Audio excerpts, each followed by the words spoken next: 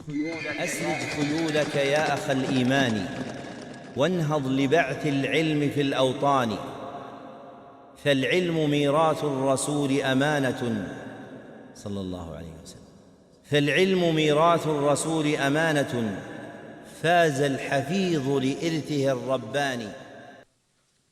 الضرب الثاني من لا إخلاص له ولا متابعة، وهؤلاء شرار الخلق وهم المتزينون بأعمال الخير يراءون به الناس. وهذا الضرب يكثر في من انحرف عن الصراط المستقيم من المنتسبين إلى الفقه والعلم والفقر والعبادة، فإنهم يرتكبون البدع والضلال والرياء والسمعة ويحبون أن يحمدوا بما لم يفعلوا. وفي أضراب هؤلاء نزل قوله تعالى: لا تحسبن الذين يفرحون بما أتوا ويحبون أن يحمدوا بما لم يفعلوا ولا تحسبنهم بمفازة من العذاب ولهم عذاب أليم. یہ دوسرا گروہ جو بدترین گروہ ہے، نہ اخلاص ہے نہ مطابت ہے، نہ اخلاص ہے نہ مطابت ہے، اپنے عمل کے ذریعے اللہ کے چہرے کے متلاشی نہیں ہے بلکہ دنیا چاہتے ہیں. عمل کے ذریعے اللہ تعالیٰ نہیں چاہتے بلکہ کیا چاہتے ہیں؟ دنیا چاہتے ہیں. اور وہ عمل بھی نبی صلی اللہ علیہ وسلم کی سنت کے مطابق نہیں ہے بلکہ اہوا، آراء اور شہوات کے مطابق ہے. وہ دین کو، یہ سمجھیں بات، دین کو دنیا کی سواری بناتے ہیں، دین کو دنیا کی سواری بناتے ہیں. لباس انہوں نے صالحین کا پہنا ہوتا ہے اور ان کا دیکھ کر یہ لگتا ہے کہ یہ زاہد لوگ ہیں، حقیقت کے اندر وہ بھیڑیے ہوتے ہیں. حقیقت میں کیا ہوتے ہیں؟ اس بارے میں آپ ابن الجوزی رحمہ اللہ کی صید الخاطر جو ہے اس کو تھوڑا سا دیکھ لیجئے اور اس حوالے سے اس جملے پہ توجہ کریں: من المنتسبین الی الفقہ والعلم والفقر والعبادتی. علم والے بہت سارے لوگ اس میں آتے ہیں. کیسے؟ تحقیق کیے بغیر، صحیح منہج علم کے بغیر وہ علم کو لیتے ہیں. علم لینے کا جو طریقہ کار ہے اس طریقہ کار کے مطابق نہیں چلتے ہیں، اور علم میں جس طریقے سے محنت کرنے کی ضرورت ہے ویسے محنت نہیں کرتے ہیں. تو لہٰذا نبی صلی اللہ علیہ وسلم کی سنت اور حق کے خلاف موقف اختیار کر لیتے ہیں. اور یہ تو ہوگی عدم مطابعت. اور اس کے بعد پھنے کھا بھی بنے ہیں، لوگوں کے لیے جو اب بڑے بڑے عالم بنے پھرتے ہیں. اب کتنے بدعتی گروہ ہیں، کتنے بدعتی گروہ ہیں. آپ جو ہے وہ دیوبندیوں کو دیکھیے، آپ جو ہے وہ بریلویوں کو دیکھیے، آپ جو ہے وہ شیعہ کو دیکھیے، آپ اس طریقے سے صوفیہ کو دیکھیے. تو امت کے اندر جو بدعتی گروہ ہیں آپ ان کے بارے میں دیکھیں کیا ہے کیفیت. سنت پر نہیں ہے، سنت پر نہیں ہے. اور ماشاءاللہ میڈیا میں کتنے مشہور ہیں. چلو ان کی بات ہوگی، اب اپنی طرف آ جائیں. بدترین طالب علم وہ قوم کا خطیب ہوگا. ایسی ہوتا مدرسوں میں جو انسان پرلے درجے کا نکمہ اور گندا ترین انسان ہے مدرسے میں تعلیم کے حوالے سے، یہ وہ پنجابی میں ہیکے لا لا کے عوام کا بڑا خطیب ہوگا اور جو ہے ان کو جا کے جھوٹی حدیث سے سنائے گا، خود بھی برباد ہو گیا اور پوری نسل کی بربادی کا سامان کر دیا. اس وقت جو ہماری قوم ہے وہ کن کے پیچھے چلتی ہے؟ ایسے پنجابی خطبہ کہ جو بدترین مثال ہے دین کو جو ہے وہ بیان کرنے کے حوالے سے.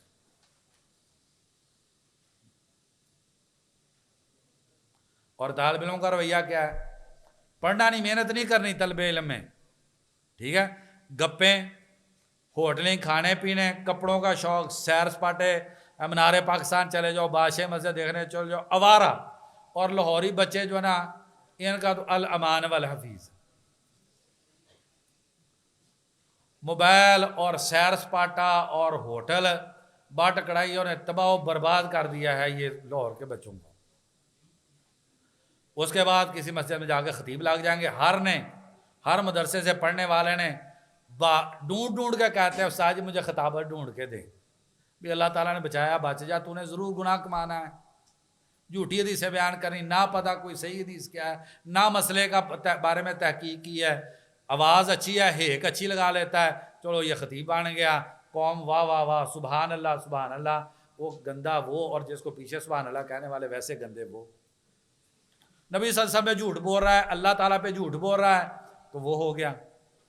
تو یہ بہت سارے علم کی طرف منسوب لوگ ہیں، نہ اخلاص ہے نہ مطابقت ہے، خاسرت دنیا والآخرت، دنیا اور آخرت کا نقصان اور تباہی و بربادی ہو گئی ہے۔ اور اس وقت طلبہ کی اکثریت ایسی ہے، میرے سمیت آپ میں زیادہ ایسے بیٹھے ہیں جو ایسے ہیں، مطابقت نہیں ہے، دین کے بارے میں محنت نہیں کرنی، لیکن پیشوا بننے کا شوق ہے۔ پیشوا بننے کا شوق یہ اخلاص کی کمی ہے، اور محنت نہ کرنا یہ مطابقت کی کمی ہے۔ ایسے ہی ہیں، درس دیتے ہیں، ضعیف بیان کر دو، غلط مسئلہ بیان کر دو، لیکن درس ضرور دینا ہے، کیونکہ اگر آپ نے درس نہ دیا تو نبی صلی اللہ علیہ وسلم کا دین جو ہے اس نے گر جانا، آپ نے ہی سنبھال کے رکھا ہوا ہے، آپ کے درس کی بنیاد پر ہی لوگوں نے ساروں نے جو ہے نا وہ صحیح معنی میں جو ہے نا وہ موحد بننا ہے۔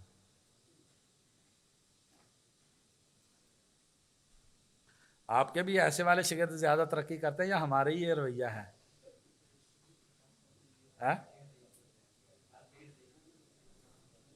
تو اس پہ سزا بہت ہے، بد عمل کو 1 کی سزا اور مولوی کو 5 کروڑ کی سزا، ساروں کو گمراہ کیا اس نے۔ جھوٹیاں حدیثاں، وہ خطبات یزدانی لے کر، اور جو ہے نا وہ پتہ نہیں کون سے خطبات لے کر، خطبات ربانی لے کر، اب کوئی یزدانی ربانی کے علاوہ پیدا نہیں ہو رہا ہماری جماعت کے اندر، جو ہے بس وہی یزدان والی واقعات، وہی جو جھوٹ ہے جو ہے، بس وہ کوئی کتاب اس سے سنا دیں واقعات، اس کے سنا دیں، کوئی بات سنا دیں دین کی۔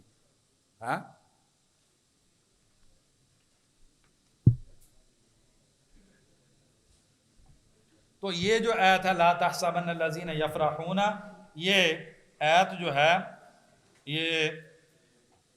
یہ صحیحین کی حدیث ہے، منافقین کے بارے میں نازل ہوئی، جہاد کے لیے نکلے، پیچھے رہ گئے، اور آ کے جو ہے نا عذر کرنے لگے، قسمیں اٹھانے لگے، اور ان کی خواہش تھی کہ ہماری تعریف کی جائے، تو یہ آیت نازل ہوئی لا تحسبن الذین یفرحون۔ تو یہ منافقوں کی نشانی ہے۔ اور کبھی کبھار کیا ہوتا ہے، یہ تقلید کا نتیجہ ہوتا ہے۔ آگے تقلید کے حوالے سے بحث آگے آ جائے گی، مشائخ کی تقلید، استاد نے جو کہہ دیا بس وہ ساری زندگی لوگوں کو بتاتے رہنا ہے۔ استاد کو بیچارے کو پتا تھا، مجھ جیسا اس کو پتا تھا مسئلہ صحیح ہے کہ نہیں صحیح ہے، اس نے کوئی شاذ فتویٰ دے دیا، اس نے کوئی بھی فتویٰ دے دیا، طالب علم آگے کہتے لم یبج، اس کی ترکیب کیا لم یبج کی،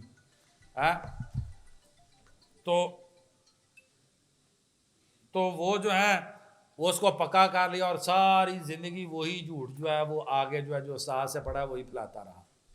ہمارے ذہن کے اندر بیٹھ گیا تقلید جو دوسرے کرتے ہیں، ہم تو سارے قرآن و حدیث والے ہیں بھائی، ہم بھی تقلید کرتے ہیں، اسی طریقے سے کر لیتے ہیں کہ جو استاد نے کہہ دی بات ہمارے استاد نے، بس وہی ٹھیک ہے۔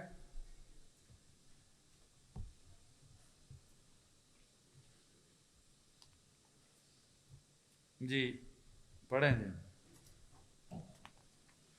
الضرب الثالث من هو مخلص في أعماله لكنها على غير متابعة الأمر كجهال العباد والمنتسبين إلى الزهد والفقر وكل من عبد الله على غير مراده، والشأن ليس في عبادة الله فقط بل في عبادة الله كما أراد الله، جیسے اللہ نے چاہا عبادت ویسے کرنی ہے جی۔ ومنهم من يكتب في خلوته تاركا للجمعة ويرى ذلك قربه ويرى مواصلة يوم النهار بالليل قربه وأن صيام يوم الفطر قربه وأمثال ذلك۔ جی تیسرے وہ لوگ ہیں مخلص ہیں لیکن مطابقت نہیں ہے، یہ جاہل قسم کے عابد ہیں جن کی زہد اور فقر کی طرف نسبت ہے۔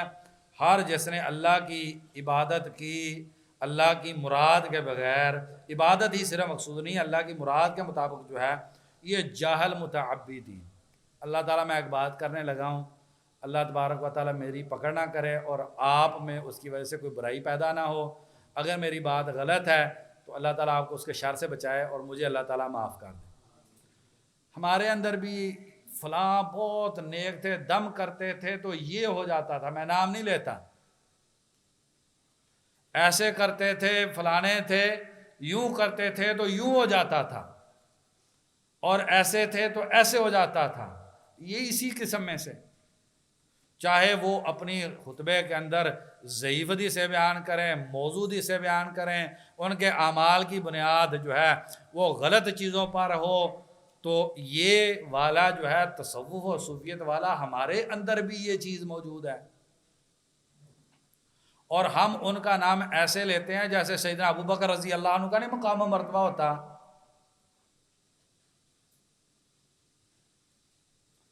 تو کیا ہے؟ جہال العباد، اور ہم ان کو علماء سے زیادہ وزن دیتے ہیں. ہماری زندگی میں ہم سمجھتے ہیں کہ یہ بہت پہنچے ہوئے تھے، اللہ والے تھے. بھئی کیا پتا ہے کہ وہ اللہ والے تھے کہ استدراج تھا؟ آپ کو کس نے بتلا دیا؟ آپ ان کے اذکار کو دیکھیں، ان کے طریقہ کار کو دیکھیں، ان کا لیٹے بند کرنا اور پتہ نہیں کیا کچھ کرنا، تو اس سے دل کی اصلاح ہوتی تھی. تو پھر تو صحیح ہے، ایسے تو پھر سارے صوفی ٹھیک ہیں، سارے ان کے یہی کہتے ہیں ہمارا دل کی اصلاح ہوتی ہے، اللہ کے ساتھ جڑ جاتا ہے، ٹھیک ہے. بھئی مخلص ہونا کافی نہیں ہے، متابعت بھی ضروری ہے. اس لیے تعالیٰ نے بجانی رحمہ اللہ ہماری جماعت کے اندر جو لوگ یہ والے تھے ان کے شدید ناقد تھے، ان کے شدید ناقد تھے کہ یہ لوگوں کے پاس جو ہے، ان کے پاس جو ہے وہ نہیں جانا چاہیے اور ان کی مجلس میں نہیں بیٹھنا چاہیے. لوگ آگے بتاتے ہیں ہم نے ان کا خطبہ سنتے تھے تو ایک ایک ہفتہ اثر رہتا تھا. اب اللہ تبارک و تعالیٰ بہتر جانتے ہیں یہ لوگ عیسائی بدعتی رہبان کے مشابہ ہیں. وَرَهْبَانِيَةً ابْتَدَعُوهَا مَا كَتَبْنَاهَا عَلَيْهِمْ إِلَّا ابْتِغَاءَ رِضْوَانِ اللَّهِ. یہ چیزیں ہندوؤں کے اندر بھی پائی جاتی ہیں، ان کے بھی ایسے کرنے والوں کے اثرات ہیں. یہ چیزیں عیسائیوں میں بھی پائی جاتی ہیں، ان کے بھی ایسے کرنے والوں میں اثرات ہیں. اور یہ چیزیں بوذیوں میں بھی پائی جاتی ہیں، ان کے بھی ایسے کرنے والوں میں اثرات ہیں. نبی صلی اللہ علیہ وسلم کی شریعت میں یار ہے، اس کے مطابق چلنا ضروری ہے، ورنہ جو جتنا بھی نیک ہے اس کی نیکی اس کے لیے ہے، اس کا معاملہ اور اللہ تعالیٰ کا معاملہ ہمارے لیے وہ جو ہے وہ نقش راہ نہیں ہے، اور ہمارے لیے وہ آئیڈیل نہیں ہے. تو یہ عیسائیت کا طریقہ کار ایسے ہی. اور یہ اگر آپ نے دیکھنی ہو تفصیل تو تلبیس ابلیس کے اندر جو ہے وہ آپ دیکھ لیں، ابن الجوزی رحمہ اللہ نے یہ ذکر کی. خیر جو صاحب کتاب نے یہاں پر ذکر کی ہیں یہ تو بدترین لوگ ہیں کہ اپنی خلوت کے لیے جمعے کو چھوڑ دیا اور اس طریقے سے جو ہے وہ معاملات کو کر لیے.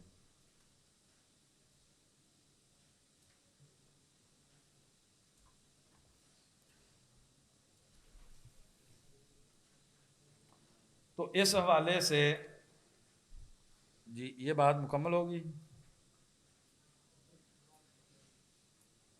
جی تو علماء کہتے ہیں اللہ تبارک و تعالیٰ نے، اگر لکھیں تھوڑا سا، اللہ تبارک و تعالیٰ نے کچھ لوگوں کو پیدا کیا ہے لِطَاعَتِهِ وَنَارِهِ. اللہ تعالیٰ نے کچھ لوگوں کو اپنی اطاعت اور جہنم کے لیے پیدا کیا ہے. یہ ریاکاری کرنے والے ہیں تو یہ اطاعت بھی کر رہے ہیں اور جہنم میں بھی جائیں گے. دوسرا گروہ، ان کو اللہ تبارک و تعالیٰ نے اپنی اطاعت اور جنت کے لیے پیدا کیا ہے، یہ انبیاء اور ان کے متابعین. تیسرا، وہ لوگ اللہ تعالیٰ نے ان کو نہ اپنی اطاعت کے لیے اطاعت کے لیے پیدا نہیں کیا، جہنم کے لیے پیدا کیا ہے، یہ ابلیس اور اس کے پیروکار. اور چوتھا گروہ، جن کو اللہ تبارک و تعالیٰ نے اپنی اطاعت کے لیے پیدا نہیں کیا لیکن جنت کے لیے پیدا کیا ہے. ان کو اللہ تبارک و تعالیٰ نے اپنی اطاعت کے لیے پیدا نہیں کیا لیکن جنت کے لیے پیدا کیا. یہ مسلمانوں کے بچے یا وہ مسلمان جو عمل کرنے سے پہلے فوت ہو گئے، جیسے اسیرم رضی اللہ عنہ، عمر بن قیس، لا الہ الا اللہ پڑھا، جنگ میں گئے، شہید ہو گئے، عاملہ قلیلاً و اجیرا کثیراً. یہ جو جمعے نہ پڑھنے والے، یہ گندے بدترین صوفی، وہ کہتے ہیں ایک مرتبہ ایسا آتا ہے کہ انسان سے تکالیف کیا ہوتی ہیں، ساقط ہو جاتی ہے. یہ اگلے باب کے اندر بھی یہ بحث جو ہے وہ آئے گی. اور وہ وَاعْبُدْ رَبَّكَ حَتَّىٰ يَأْتِيَكَ الْيَقِین کی یہ تعویل کرتے ہیں کہ جب یہ ہو جائے تو آپ سے تکالیف ساقط ہو جاتی ہیں. یہ بدترین تحریف ہے اللہ کے کلام کی اور یہ اللہ تعالیٰ کی شریعت سے خروج ہے. جو آدمی جمعے کو تقرباً چھوڑتا ہے یہ آدمی ضال ہے، مبتدع ہے. آگے والے باب کے اندر جو اس پر مزید تفصیل آ جائے گی. تو سیدنا عبداللہ بن مسعود رضی اللہ فرماتے ہیں، سنن دارمی میں ہے، کم من مرید للحق لم یصبہ، ہر حق چاہنے والا حق تک پہنچنے والا نہیں ہوتا. یہ جو 3 اصحابی آئے تھے بخاری شریف کی جو حدیث ہے، ان کے اخلاص میں کوئی کمی ہے؟ میں ساری رات سوؤں گا نہیں، تہجد پڑھوں گا، میں روزانہ روزہ رکھوں گا، میں شادی نہیں کروں گا، ان کے اخلاص میں کوئی شک ہے؟ نبی صلی اللہ علیہ وسلم ان کے گھروں میں گئے جا کے بلا کے جو ان کو سمجھایا کہ تمہارا طریقہ کار غلط ہے، میں ایسے کرتا ہوں ایسے کرتا ہوں، میں اللہ تعالیٰ کو تم سب سے زیادہ جاننے والا ہوں اور میں اللہ تعالیٰ سے سب سے زیادہ ڈرنے والا ہوں. تو یہ کوئی فضیلت کی بات نہیں ہوتی کہ وہ ساری رات عبادت کرتے تھے، یہ تھے. تو یہ کوئی کسی قسم کی کوئی فضیلت نہیں ہے. سنت کے مطابق زندگی. سفیان ثوری رحمہ اللہ کیا فرماتے تھے؟ اگر تم نے خارج کرنی ہے اور وہ اثر کے ساتھ کر سکتے ہو تو اثر کے بغیر خارج نہ کرو. یعنی کہ اگر تم نے یہ ایک عمل ایسے خارج بھی کرنی ہے تو کسی حدیث اور کسی صحابی کے قول کے مطابق کر سکتے ہو تو ایسے کرو، کوئی قدم جو ہے وہ اس کے بغیر نہ اٹھاؤ. خوارج جو ہیں، خوارج کے بھی آپ کے سامنے مثال بیان کی.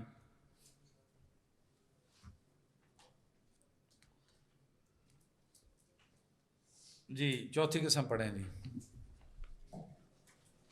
الضرب الرابع من أعماله على متابعة الأمر لا بانتهاء لغير الله تعالى كطاعات المرائي وكالرجل يقاتل رياء وسمعة وحمية وشجاعة. جی ٹھیک ہے جی.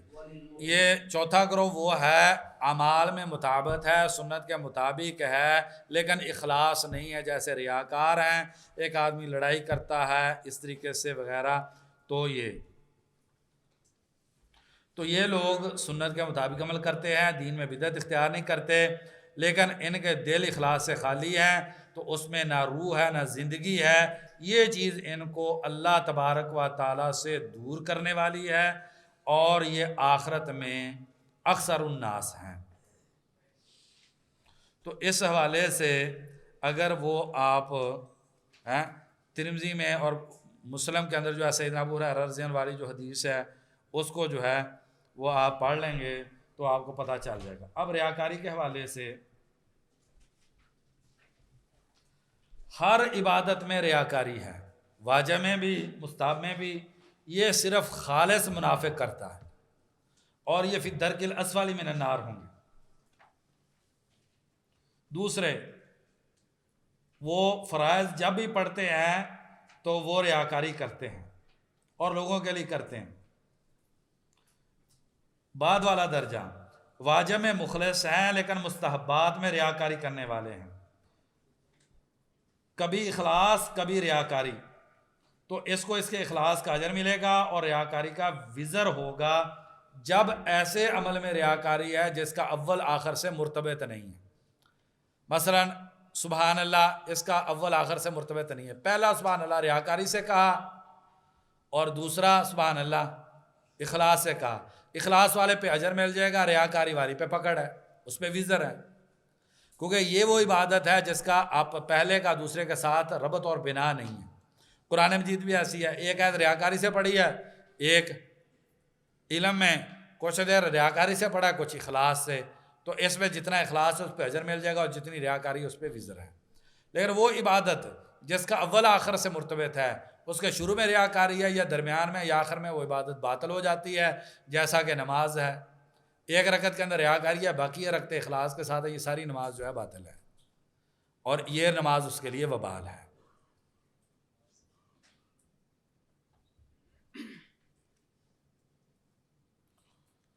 تو یہ جو باب ہے ریاکاری والا باب بہت لمبا باب ہے. اس میں ایک دھوکہ یہ ہے، بہت سارے لوگ ریاکاری سے بچنے کے لیے عبادت چھوڑ دیتے ہیں، یہ بھی ریاکار ہے. من عامل للناس فہو مشرکن ومن ترک العمل من اجل الناس فہو مرائن. ہمارے سلاف کہتے ہیں آپ لوگوں کے لیے عبادت کریں تو یہ شرک ہے، یہ بھی ریاکاری ہے. اور آپ اس لیے عبادت نہیں کر رہے لوگ مجھے دیکھ رہے ہیں، اگر میں کروں گا یہ مجھے نیک سمجھیں گے. اس چیز سے بچنے کے لیے جس نے عبادت کو چھوڑ دیا یہ بھی ریاکار ہے. حق کیا ہے؟ اپنے آپ سے مجاہدہ کیا جائے، اپنے آپ کے ساتھ لڑائی کی جائے اور وہ عبادت کی جائے، اور اس خیال کو جو ہے اپنے ذہن سے جو ہے وہ ختم کیا جائے. تو اس حوالے سے ابن ابی دنیا کی کتاب الاخلاص والنیہ ہے، اور ابن رجب رحمہ اللہ نے جامع العلوم والحکم میں بہت عمدہ لکھا ہے، اس کو جو ہے وہ آپ تھوڑا سا پڑھ لیں.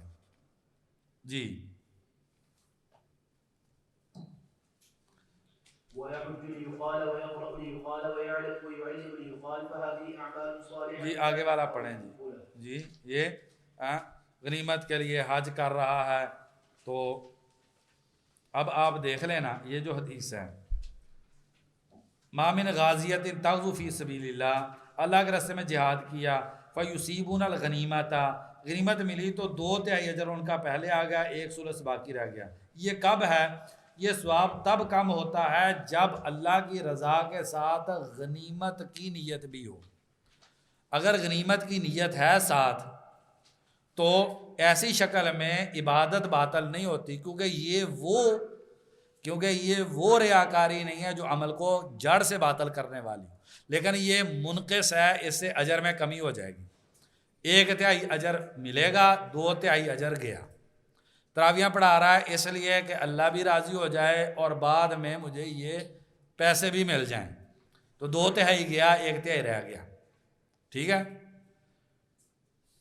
تو یہ اس شکل میں ہے جس میں آدمی کے یہ دونوں ارادے ہیں.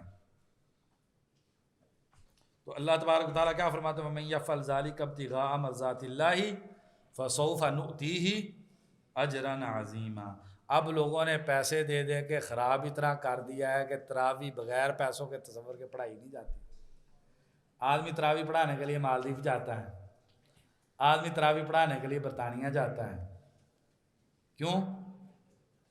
پاکستان میں لوگ تراویح نہیں سنتے پاکستان میں لوگ تراویح. اگر چھوٹی مسجد میں تراویح مل جائے اور بڑی مسجد میں موقع ہو، کدھر پڑھانی ہے؟ وار پٹن کی مسجد اور لاہور کی مسجد ہو. ہمارے کتنے بچے ہیں وار پٹن سے، وہ لاہور آ کے تراویح پڑھاتے ہیں کیونکہ ادھر چھلڑ زیادہ ملتے ہیں. یا کوئی اور مقاصد، بھائی کسی کا ہو سکتا ہے، ہمیں دل کا تو نہیں پتا، ہم تو ایسے ظاہراً ایک بات کر رہے ہیں آپ کو سمجھانے کے لیے. تو اس میں کیا ہوتا ہے، جمعہ اگر مل جائے کس مسجد میں پڑھانا ہے؟ جدھر لوگ زیادہ پیسے زیادہ. محتاج صاحب والی مسجد میں پتہ محتاج صاحب نے فی جمعہ 32 روپے دینے ہیں، تو آدمی ادھر کسی نے بھی نہیں جمعہ پڑھانے جانا. دیکھیں یار ہماری ساری زندگی کدھر ہے. میرا دل کرتا ہے کسی سے میں پوچھ لوں بھائی مالدیپ کس نیت سے تراویح پڑھانے جاتے ہیں. میرا دل کر رہا لیکن میں پوچھ نہیں سکتا. فاختہ کی مجبوری یہ بھی کہہ نہیں سکتی کون رکھتا ہے سانپ اس کے آشیانے میں.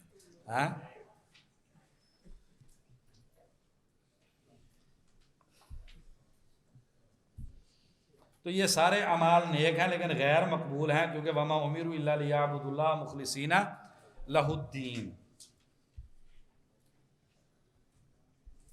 تو یہی چیز ہے جس کی آزمائش ہوگی. یوم تبلی السرائر، یہ دل جو ہے اس دن پرکھ لیے جائیں گے. وحصل ما فی الصدور، دلوں سے نچوڑ کے نکال لیا جائے گا عمل کرتے ہوئے کیا تھا. ٹھیک ہے جی.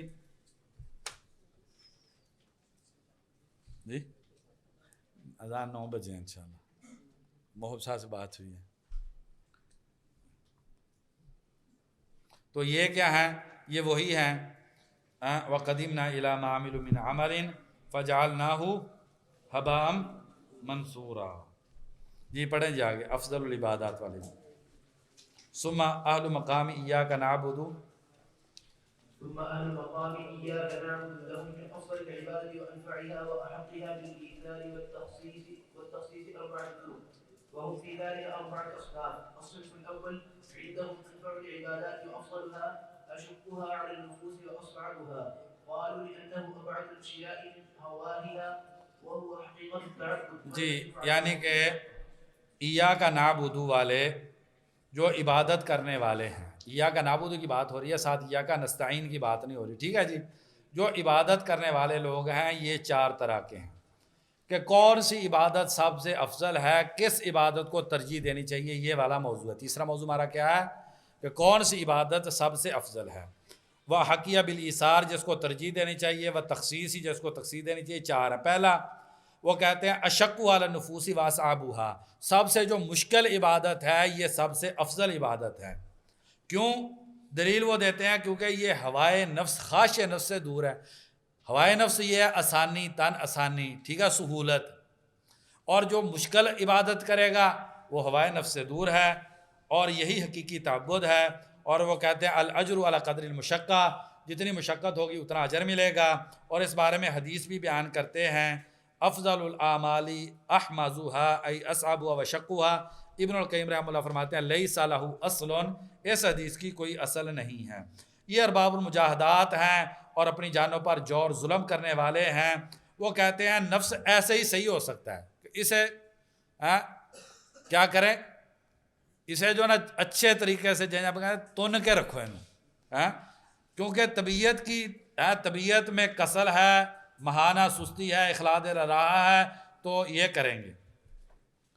یہ وہ گروہ ہے جو پہلا گروہ ہے، ان میں عجمی تصوف اور عجمی عبادت والا اسلوب پایا جاتا ہے. اور یہ طریقہ کار مشرقی مشرکانہ جو معاشرے ہیں ان کے اندر جو ہے یہ والا معاملہ تھا. جیسے ہندو، بوذی کہ جی وہ کہتے ہیں جسم کو عذاب دیں تاکہ روح آزاد ہو، اور ان کا موقف یہ ہے روح تب آزاد ہوتی ہے جب آپ جسم کو مشکلات اور مسائل میں ڈالتے ہیں. تو لہٰذا وہ اپنے آپ کو طرح طرح کی مصیبتوں سے دوچار کرتے ہیں، بھوکے رہتے ہیں، پیاسے رہتے ہیں، جوتا نہیں پہنتے ہیں. تو اور مسلمانوں میں جو لوگ ہیں جو ان مشرقی صوفیانہ گندے فلسفوں سے متاثر لوگ ہیں، جیسے عیسائیت سے متاثر لوگ ہیں، یظاہرون قول الذین کفروا من قبل. تو یہ ان میں کیوں پیدا ہوئی چیز؟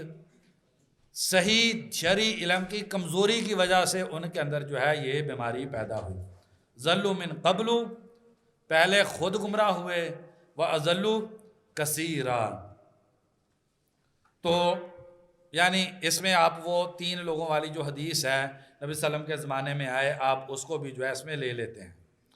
تو یہ درست نہیں ہے کہ انسان مشقتوں برے کام کرنے کا ارادہ کرے، فی ذاتی مشقت کو طلب کرے اور اس کو عبادت سمجھے.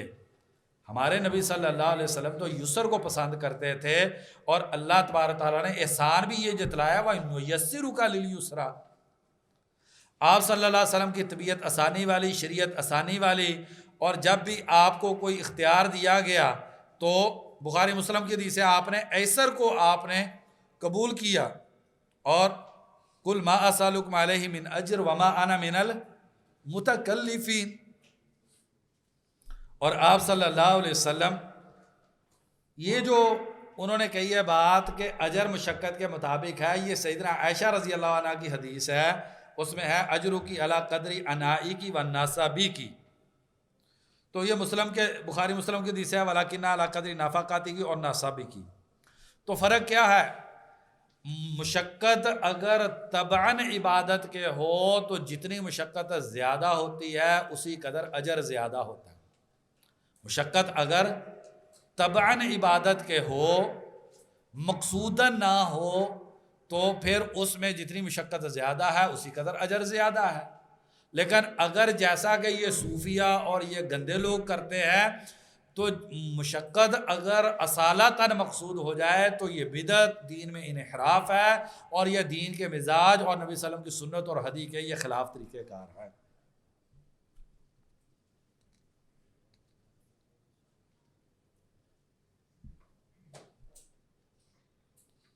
تو اور اس کی بڑی وجہ جو ہوتی ہے وہ کیا ہوتی ہے؟ شرعی علم میں کمزوری.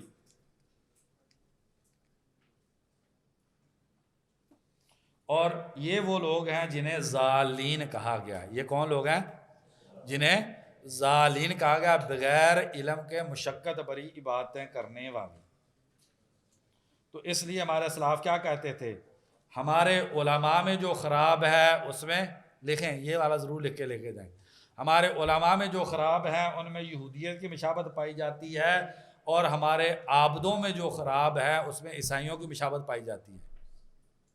آپ میں کون سی پائی جاتی ہے؟ ہمارے علماء میں جو خراب ہیں ان میں یہودیوں کی مشابہت پائی جاتی ہے، اور ہمارے عابدوں میں جو خراب ہے اس میں عیسائیوں کی جو ہے وہ مشابہت پائی جاتی ہے.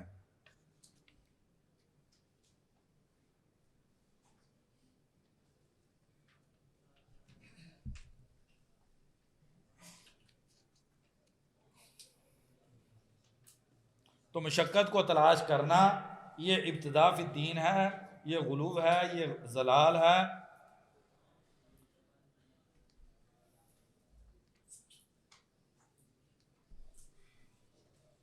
تو اسی لیے بشر حافی کا ایک چلو دور کا قول ہے، میں دنیا کو دف اور مزمار یعنی ڈانس کر کے کماؤں تو یہ مجھے زیادہ محبوب ہے اس بات سے کہ میں دین کے ذریعے دنیا کو کماؤں. میں ڈانس کر کے اپنی زبان معاشرے ترجمہ کر رہا ہوں، اگر میں دنیا کو کماؤں تو یہ مجھے زیادہ محبوب ہے اس سے کہ میں کیا کروں؟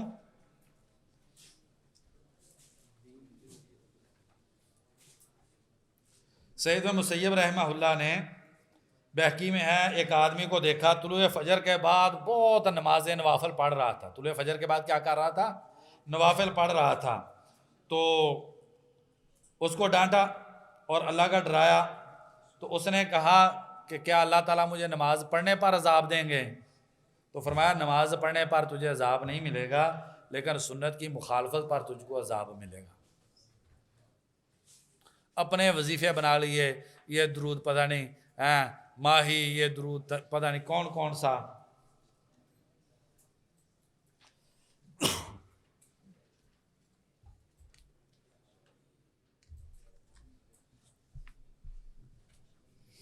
دوسرا گروہ جی، مجھے 55 تک کہا گیا کہ 55 تک آپ نے پڑھا لینا ہے، ٹھیک ہے جی.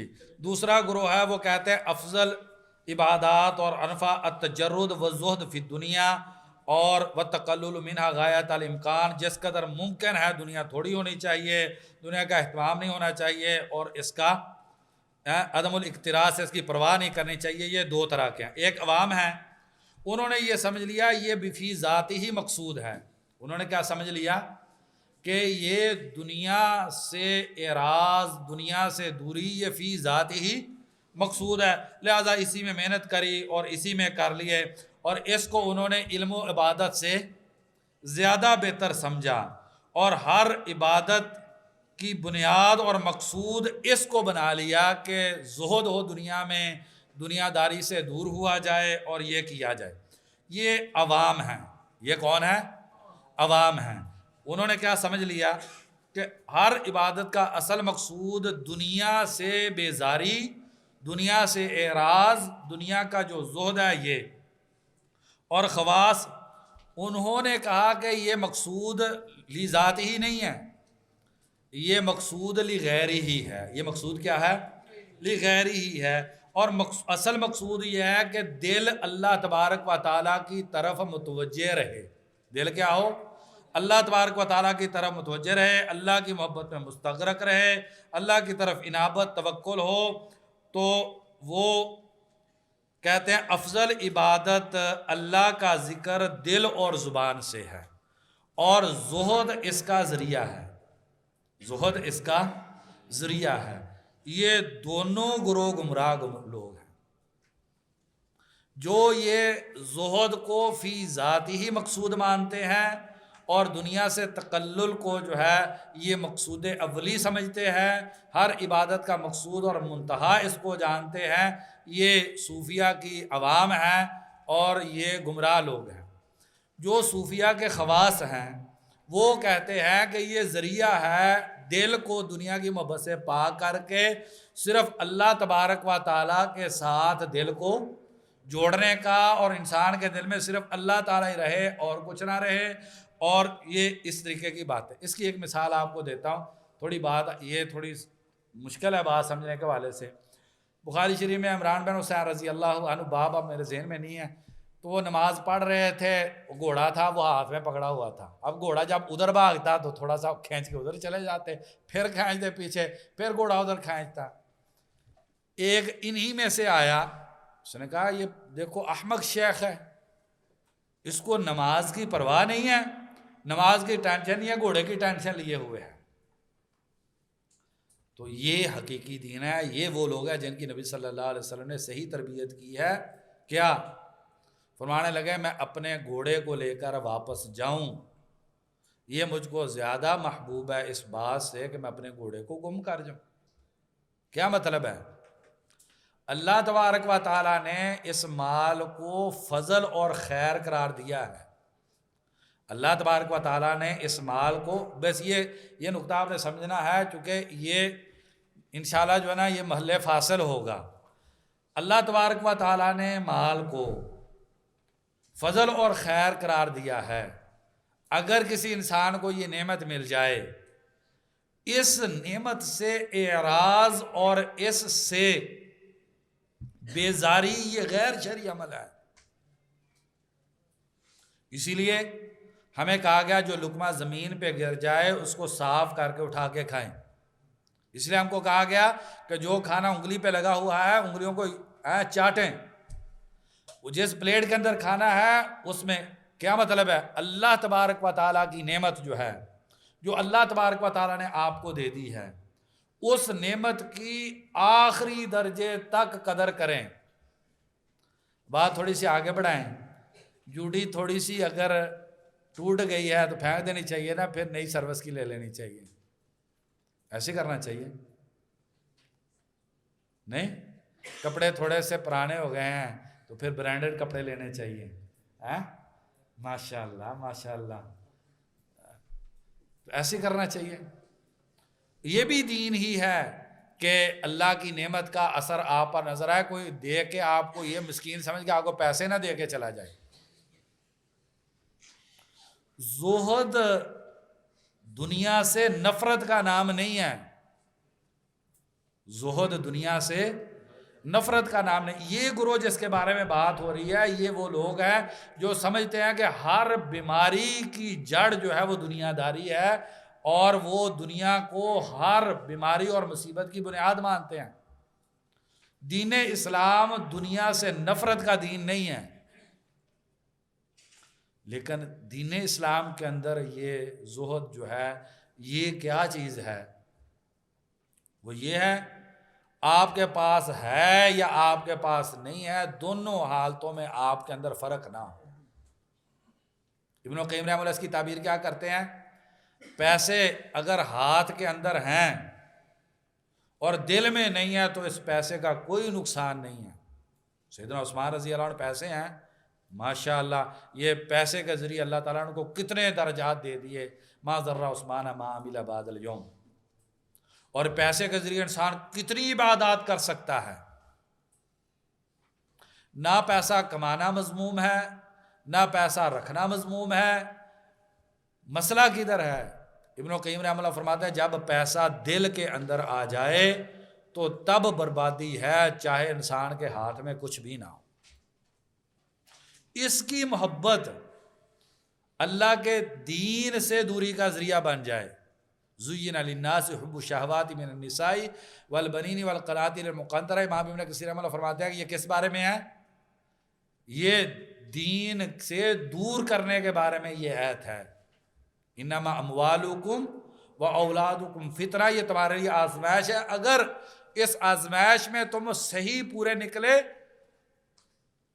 کوئی آدمی ہے، عبداللہ بن مبارک رحمہ اللہ تجارت کرتے، کہتے اگر یہ سفیان ثوری اور یہ والے یہ سفیان بن عیینہ فضیل بن یاز وغیرہ نہ ہوتے تو میں کمائی نہ کرتا۔ کتنا اعلیٰ مقصد ہے۔ ابھی ہم نے ذکر کیا عبداللہ بن مبارک رحمہ اللہ کا، ایک طالب علم جیل کے اندر چلا گیا، 10,000 درہم اس کا قرضہ تھا، جا کے اس کا قرضہ ادا کر رہا ہے۔ تو دین کے اندر کتنی زیادہ عبادات ہے جو پیسے سے متعلق ہیں۔ مسئلہ یہ ہے کہ یہ پیسہ جو حدیث کے لفظ ہیں بخاری اور مسلم کے، جس نے اس پیسے کو اشراف نفس سے حاصل کیا. دین آپ کو یہ کہتا ہے کہ آپ کی زندگی کا مقصد اول، آپ کی ترجیحات کی بنیاد، آپ کے تعلقات کی بنیاد یہ پیسہ نہیں ہونا چاہیے. صحابہ میں ہر طرح کے لوگ ہیں. تو یہ جو لوگ ہیں صوفی لوگ، انہوں نے ایک طرح کی احادیث لے لی اور دوسری طرح کی احادیث چھوڑ دی. نبی صلی اللہ علیہ وسلم جو ہے وہ بکری کی دستی بھی کھاتے، بکرے کی کھائی ہے نا. نبی صلی اللہ علیہ وسلم نے 100 اونٹ بھی ذبح کیے. تو آپ صلی اللہ علیہ وسلم پیسے کی حالت میں بھی ویسے ہی ہوتے تھے جیسے پیسے کے بغیر ہوتے تھے. پیسہ ٹینشن نہیں تھی، پیسہ ترجیح نہیں تھی. لیکن پیسہ کوئی ایسی چیز بھی نہیں ہے کہ اس سے نفرت کی جائے. یہ صوفیت کی بنیاد جو ہے وہ پیسے کی نفرت پر ہے. میرا خیال بات واضح ہو گئی ہے. تو مسئلہ دل کا ہے. مسئلہ نبی صلی اللہ علیہ وسلم نے فرمایا جس نے اشراف نفس سے، دل کے لالچ سے، دل کی ہرس سے، دل کے بہت زیادہ شوق سے جس آدمی نے پیسے کمائے، لم یبارک لہو فیہ، یہ پیسہ اس کے لیے بابرکت نہیں ہوتا. کالذی یأکل ولا یشبع، بخاری مسلم کی حدیث ہے، یہ ویسے کھانے والا ہے جس کا کبھی پیٹ نہیں بھرے گا. لیکن ایک آدمی ایسا ہے، پیسہ ہے تو بھی کوئی فرق نہیں ہے، پیسہ نہیں ہے تو بھی کوئی فرق نہیں ہے. ایسے آدمی کے پاس جو پیسہ ہے وہ نعمت ہے اور معاشروں کی بنیاد ہے. ایک دارالفضیلہ سے کتاب چھپی ہے سیدنا عمر رضی اللہ عنہ کے صحیح آثار، ما صح من آثار عمر. اس میں عمر رضی اللہ عنہ نے پیسے کو ثلث الدین قرار دیا. قوام دین ہے، اللہ تعالیٰ نے قرآن میں اس کو قوام قرار دیا ہے. لیکن اسی طرز پر ہو جس طرز پر قرآن و حدیث کے اندر جو ہے وہ دیا گیا.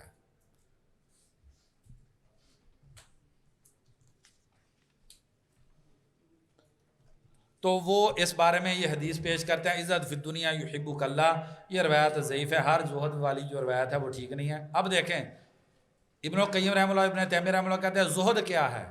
زہد ہے ترک ما لا ینفع فی الآخرہ. وہ کرتے نہیں ہیں. کیا ہے؟ زہد ہے ترک ما لا ینفع فی الآخرہ، اور ورع یہ ہے ترک ما یضر فی الآخرہ. آخرت کے لیے جو نقصان دہ چیز ہے اس کو چھوڑ دینا ورع ہے، اور جس چیز کا آخرت میں فائدہ نہیں ہے اس کو چھوڑ دینا زہد ہے. کیا پیسے کا آخرت میں فائدہ نہیں ہے؟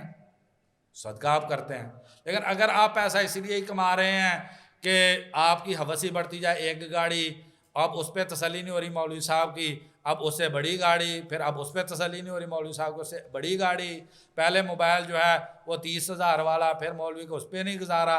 وہ ہوس جو ہے نا، ہوس کا رستہ جو ہے، یہ رستہ جو ہے وہ ٹھیک نہیں ہے. ورنہ کتنی عبادات ہیں جو انسان جو ہے، المومن القوی جو ہے مسلم کی جو حدیث ہے، اس میں مالی اعتبار سے قوت بھی آ سکتی ہے جب آپ اس پیسے کو شریعت کے مقاصد کے تحت جو ہے وہ آپ کرتے ہیں. ورع جو ہے آخرت کے لیے جو نقصان دہ چیز ہے اس کو چھوڑ دینا. لہذا ورع کا درجہ کم ہے اور زہد کا درجہ بڑا ہے. زہد کیا ہے؟ ہر اس چیز کو چھوڑ دینا جو آخرت میں فائدہ مند نہیں ہے. تو ان لوگوں نے، اب دیکھیں یہ جو صوفیہ ہیں، انہوں نے زہد کو ہی اپنی غایت بنا لیا، لہٰذا علم و عبادت کو بھی چھوڑ دیا. بس کیا چیز ہے؟ دنیا بیزاری، دنیا سے کٹ کے تنہائیاں، جنگل، یہ وہ سارا. تو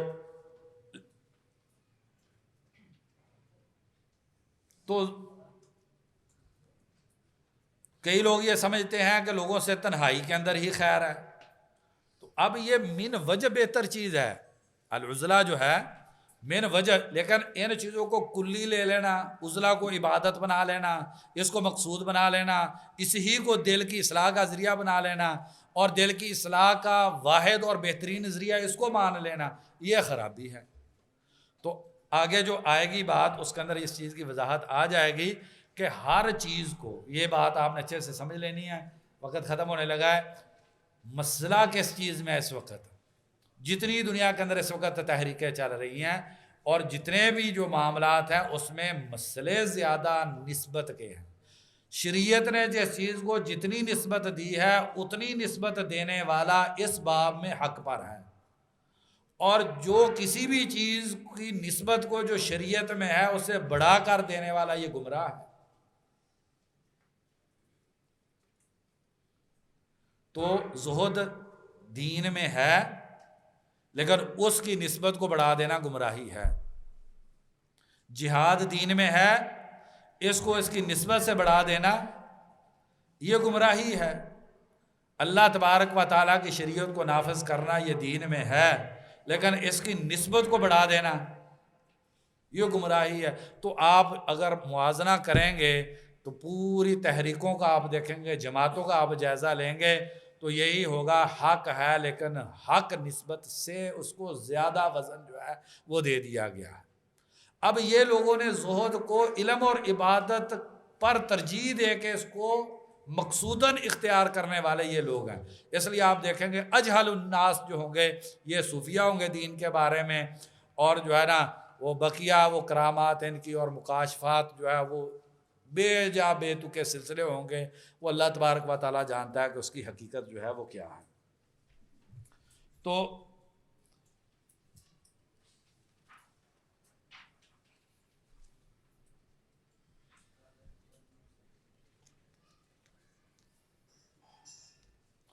یہ جو لوگ ہیں یہ مندرجہ ذیل نصوص سے دلیل لیتے ہیں. کون فی دنیا کانا کا غریب اور لو کان علی مثل احد ذہبا ما یسرن، 3 دن نہ گزرتے تو جو دنیا سے تقلیل والی ہے یہ حق ہے ان کے پاس. اچھا یہ بات بھی ذہن میں رکھیں، میں پتہ نہیں بھول نہ جاؤں کہ بہت سارے بدعتی گروہ جو ہیں ان کے پاس کچھ حق ہوتا ہے، اس حق کا انکار نہیں کرنا چاہیے. اکثر بدعتی گروہ جو ہیں ان کے پاس کچھ حق ہے لیکن باطل اس سے کئی گنا ان کے پاس ہے. جو ان کے پاس حق موجود ہے اس حق کا انکار نہیں کرنا چاہیے.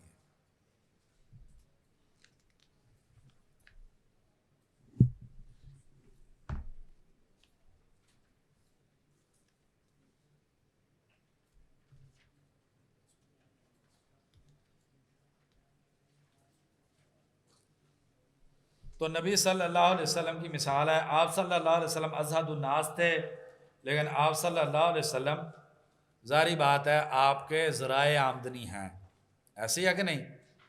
خیبر سے آتا تھا، بقیہ معاملات تھے آپ صلی اللہ علیہ وسلم کے، آپ کے لیے خمس تھا، ذرائع آمدنی تھے لیکن آپ صلی اللہ علیہ وسلم اس کو اللہ کی رضا میں خرچ کر دیتے تھے. اور یہ نہیں کیا کہ نبی صلی اللہ علیہ وسلم اور صحابہ جو ہے وہ کیا ہوئے ہیں. تو یہ کیا مسئلہ کیا ہے؟ دین سارے کا سارا زہد کو ہی بنا دیتے ہیں. تو لہٰذا جو یہ گروہ کہتا ہے افضل العبادات و انفعها الزہد فی الدنیا، تو ان کے اندر جو ہے یہ والی خرابی ہے.